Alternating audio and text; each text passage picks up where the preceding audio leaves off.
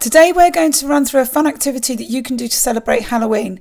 We're going to be drawing Emily, the corpse bride, and we're going to be using oil pastels. So let's run through the equipment.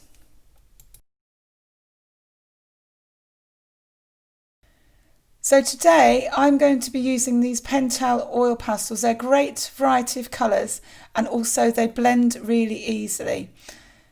As you can see, there are 50 colours here, a wide range, and also there are 2 whites in the pack, which is really useful.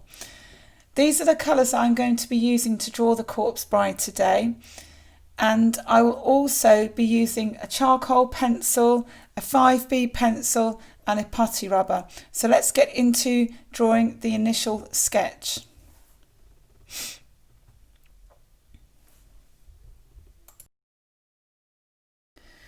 You'll notice I'm using brown paper today, and that's because I want to have quite an absorbent surface for the oil pastels. Look in the descriptions below for a suggestion for a good sketch pad for today's activity. So I've started by sketching the outline of Emily's face. She has quite a pointy chin and a very narrow neck. This is not the proportions that you would normally have for a human face. And I'm starting to sketch out the guidelines for her facial features. Again, very exaggerated facial features, huge eyes, as you can see, pretty much taking up the top section of the face.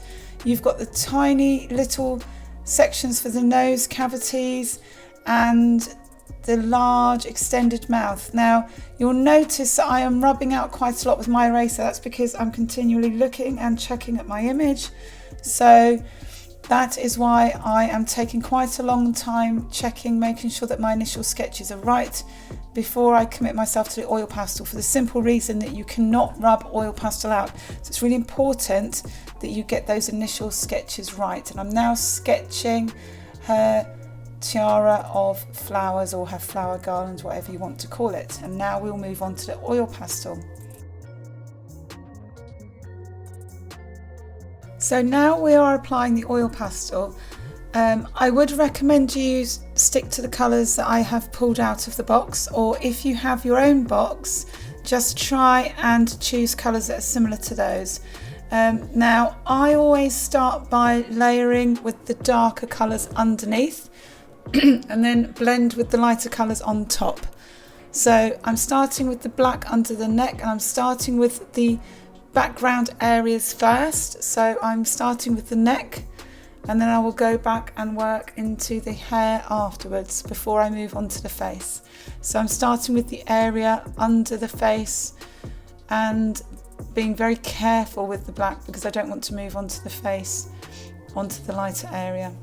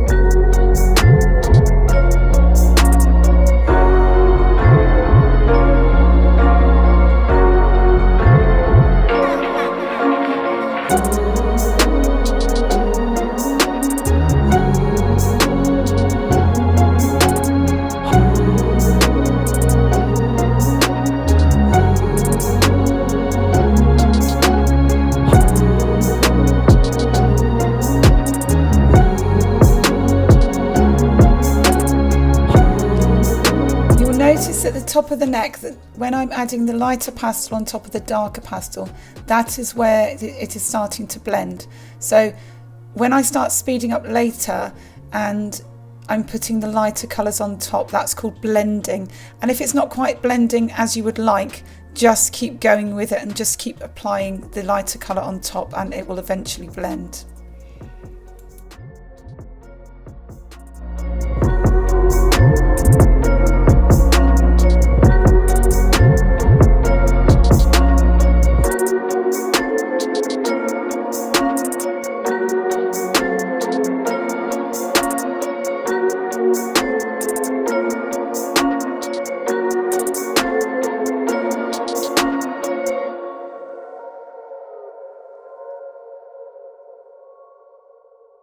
Now that you are starting to apply darker areas around the neckline and the jaws and the edge of the face, take great care not to get any dark pastel onto the face, especially that dark black.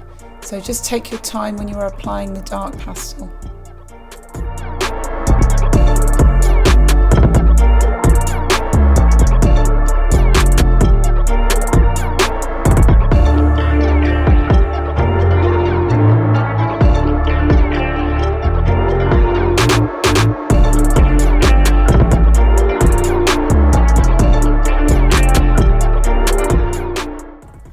You'll notice that sometimes I get a piece of paper out and place it over the pastel. Now, it may be obvious why I do this, but just to let you know, those of you that aren't aware why I'm doing this, it's just to make sure that I'm not smudging the work, and also that I'm not getting it onto myself, because then if I'm getting oil pastel all over my hands and all over my wrists, then I may get it on the work and damage the work, especially as I mentioned, if it's dark pastel and I then get it onto the work. I sometimes also use a clear sheet of plastic. That's also useful. So if you're doing any work with oil pastel, soft pastels, it's really useful to put something on top just to avoid you damaging your work.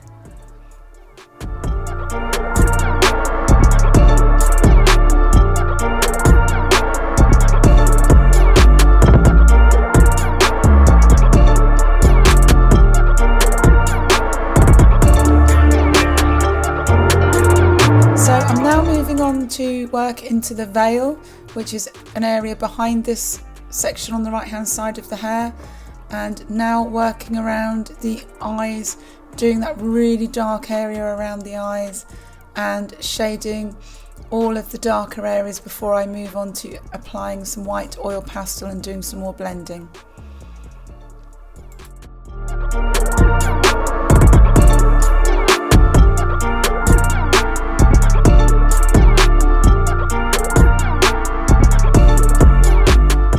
So moving on to applying shade to another important area now, the lips. Now when you are drawing lips, you should always have a little shadow underneath to indicate that they're coming out and you're creating a shadow. I'm now going to add more shadows around the eyes to indicate the darkness around there. And in a moment I will be applying some white and some lighter blue to blend those areas. And now for the eyeballs themselves, I'm going to leave myself a little space to remind myself where the pupil goes, the dark black area. And I'm going to add a tiny shade of light grey later to give it a little bit of depth. Now I'm moving on to the lips, and I'm going to add some black in first to give it a bit of depth, and I then add red and the pink. And I'm now adding details with different shades of blue just to add the final touches to Emily's face, adding my pupils. And I'm now using the charcoal pencil to bring definition to the eyes and the eyebrows. And also those distinctive eyelashes with the charcoal pencil makes it a lot easier, and then I will add the final touches in with the nostrils. And I'm going to go now to working back into the hair.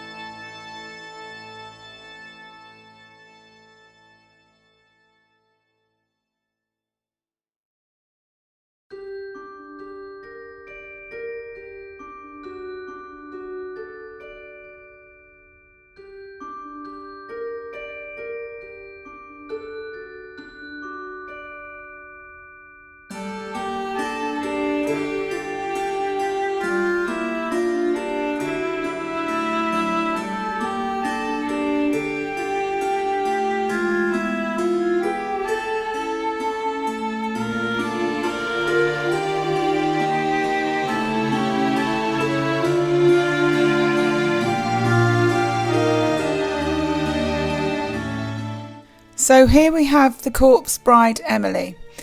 Don't forget to check out more from the Tim Burton playlist and also any of the instructional videos on the rest of the Spectrum Art Academy.